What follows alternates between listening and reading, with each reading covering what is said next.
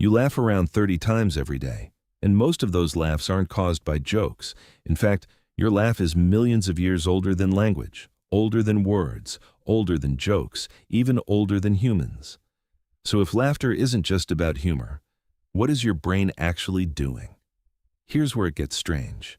Neuroscientist Robert Provine spent years studying when people laugh, not in comedy clubs, not at movies, in everyday conversations. And what he discovered was extraordinary. You're about 30 times more likely to laugh when you're with other people than when you're alone.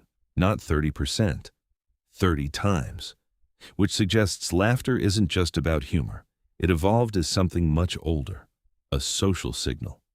Those 30 laughs a day, most of them happen because your brain is doing something far more important than reacting to a joke, which brings us to one of the strangest discoveries in neuroscience.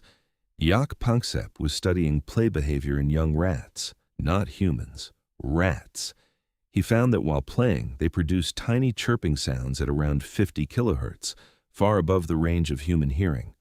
When he gently tickled them, they made the same excited chirps again. They even chased his hand for more.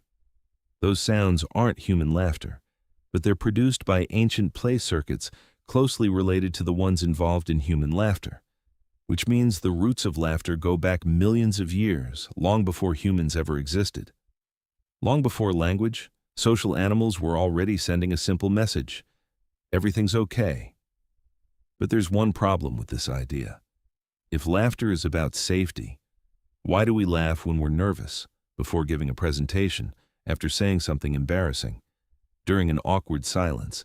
Because nervous laughter isn't your brain saying, "I feel safe."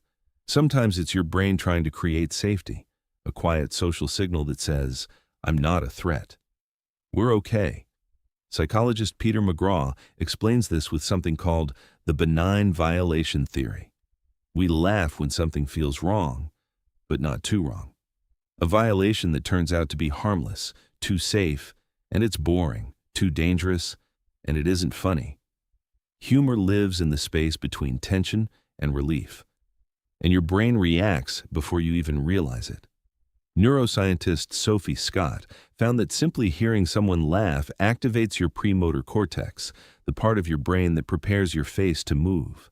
Your brain starts getting ready to laugh before you've consciously decided to. That's why laughter spreads so easily. One person laughs, then another. Then suddenly, the whole room is laughing. The next time you laugh, don't just ask, "What was funny?" Ask yourself, "What did my brain just decide wasn't dangerous anymore?" Because every laugh carries an ancient message that survived millions of years of evolution.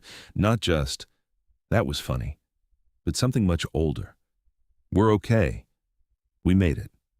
If this changed the way you think about something you do every single day, subscribe to Oddly Explained. Every week we uncover the hidden psychology, neuroscience, and evolution behind the ordinary things your brain does without you ever noticing.